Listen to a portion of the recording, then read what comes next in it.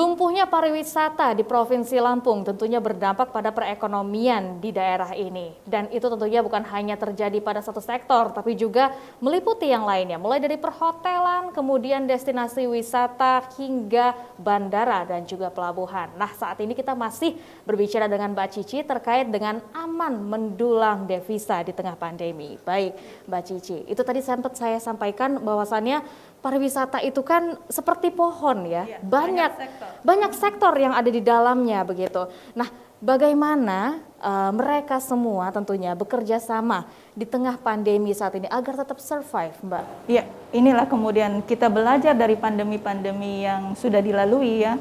Kalau pertama kita memang masih tergagap-gagap karena ini barang baru, pandemi ini virus yang sangat mengejutkan, banyak menelan korban, kemudian banyak kegiatan-kegiatan yang lumpuh termasuk sektor pariwisata. Tapi belajar dari situ beranjak kita bahwa memang wisata ini tidak hanya bicara lokasi tempat wisata ya, tapi juga seperti ada bandara dan pelabuhan, termasuk terminal sebagai sarana transportasinya. Kemudian ada kuliner, perhotelan ya. Ini semua iya betul itu dan UMKM, ya, karena sektor ini juga yang menyokong untuk pariwisata, karena ini memang sangat lengkap pariwisata ini. Inilah yang kemudian harus ada cara untuk kembali menggeliat, karena sektor pariwisata kita juga menyokong cukup banyak ya, dengan sedikit-sedikit kita belajar, misalnya menerapkan protokol kesehatan, kemudian beberapa prosedur dilakukan. Wisata boleh dibuka tapi tetap dengan menjaga jarak, kemudian juga vaksinasi yang harus dilakukan, dan juga bagaimana dengan kebersihan lingkungan. Jadi masyarakat bisa berwisata tapi juga aman ya. Kemudian sektor-sektor jadi hidup lagi, yang menjual makanan, menjual kerajinan gitu. Kemudian travel agent juga mulai kembali menggeliat ya. Yang penting adalah komitmen kita untuk tetap menjaga dan mematuhi protokol kesehatan. Itu kunci utamanya. Nah, tentunya ini bukan hanya ditunggu oleh sektor pariwisata saja, tetapi pastinya masyarakat juga menanti sebenarnya ya Mbak Cici ya, karena hampir 2 tahun kita harus mengisolasi diri di dalam rumah, tentunya timbul kepenatan dalam diri dan kita ingin, waduh kapan nih bisa liburan. Tapi itu tadi ya, ada beberapa yang harus kita lakukan, komitmen bersama tentunya untuk protokol kesehatan. Nah, bicara tentang salah satu sektor pariwisata, kita coba bedah satu persatu nih, Perhotelan di sini mereka juga sudah mewajibkan seluruh karyawan vaksinasi ya Mbak ya, dan bahkan beberapa sudah ada yang mendapatkan sertifikat CWSI, iya CHSE gitu. Itu kan juga tentunya menjadi standarisasi, apalagi di tengah pandemi. Kemudian juga dari sektor bandara dan juga pelabuhan tentunya memiliki screening tersendiri ya, karena kita juga memiliki aplikasi Peduli Lindungi kan ya. Nah, tentunya juga dari segi masyarakatnya dibutuhkan komitmen bersama. Nah, apa yang harus kita lakukan Mbak Cici supaya kita tetap bisa aman untuk mendulang devisa di tengah pandemi? Ya, selain 3 hal yang sudah disebutkan tadi ya, masyarakat, kemudian pelaku usaha juga ya kan, kemudian pemerintah juga melakukan upaya ini. Jadi sudah ada formulasi.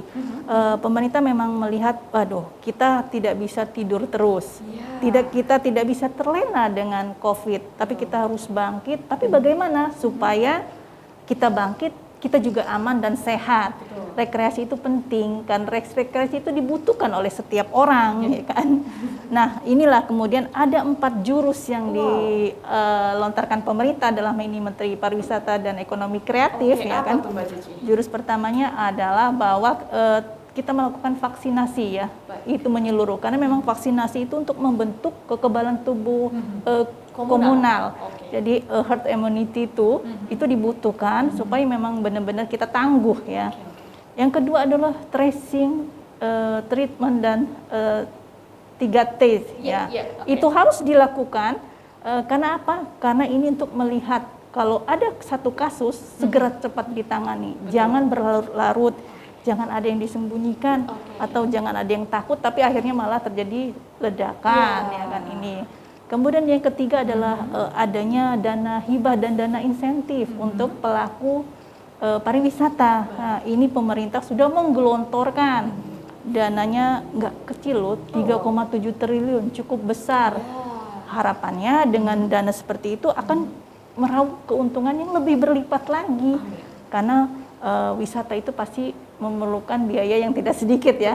Rekreasi itu mengeluarkan dana, dan ini juga memang diharapkan juga akan memberikan imbal balik juga ke pembangunan di daerah ya, untuk sektor pariwisata itu sendiri juga. Dan kemudian yang terakhir adalah pelatihan dan bimbingan bagi pelaku pariwisata. Misalnya bagaimana si pelaku wisata itu kan ada yang untuk UMKM ya, bagaimana kerajinan itu dikemas menarik, kemudian bagaimana packagingnya ya, kemudian pemasarannya. Nah ini juga, kemudian pelatihan pemandu tetap dengan protokol kesehatan pastinya. Inilah paket-paket, 4 paket yang diharapkan mampu untuk membangkitkan kembali pariwisata kita, dan tahun 2020 diharapkan 2022 ya, diharapkan pariwisata Indonesia termasuk di Lampung itu bangkit kembali. Baik, tentunya ini banyak hal yang perlu kita kembali belajar dari nol ya Mbak ya, karena banyak hal yang berbeda dari sebelum pandemi dan juga saat pandemi berlangsung. Kebiasaan-kebiasaan baru, baik itu juga dari bisnis, mungkin bisa kita terapkan lewat digital begitu ya Mbak ya, dan juga tentunya bagaimana cara kita agar tetap menjaga kesehatan dan gaya hidup yang bersih juga diperlukan. Nah, bagaimana Mbak supaya kita tetap bisa menjaga komitmen tersebut, karena kalau katanya nih memulai oke, tapi menjaga itu yang susah Mbak Cici. Inilah komitmen kita bersama ya, benar itu. Jadi kita harus sama-sama ya. Pelaku usaha, pemerintah sudah mengerahkan, dan masyarakat juga ingin kan berwisata tapi juga aman. Nah itu juga harus patuh. Jadi kita sama-sama.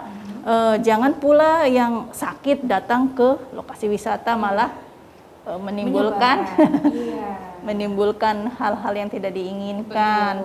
Lebih baik kalau sakit di rumah saja, begitu sudah agak kesehatan membaik boleh ke wisata. Dan penerapan protokol kesehatan itu wajib tadi itu ya. Itu udah harga mati. Pemilik wisata, pemilik tempat wisata, baik itu hotel, kemudian kuliner dan tempat wisata, itu boleh menolak ya kalau memang pengunjungnya tidak memenuhi protokol kesehatan. Jadi harus berani ya. Jangan hanya menerima saja demi keuntungan yang tak seberapa, tapi akhirnya malah mendulang petaka. Itu yang tidak kita inginkan. Begitu juga dengan pembukaan pariwisata luar negeri ya, nanti ya kita terbuka untuk luar negeri, itu juga kehati-hatian dan kewaspadaan tetap nomor 1. Baik, banyak hal yang harus kita patuhi tentunya untuk keselamatan bersama, karena sekarang kesehatan menjadi harga mati. Demikian untuk bedah tajuk Lampung Pos kali ini, tapi jangan kemana-mana. Nanti kita juga masih dengan Mbak Cici, kita akan bahas trending topik apa saja yang ada di multi platform Lampung Pos Group lain ya. Tetaplah bersama kami.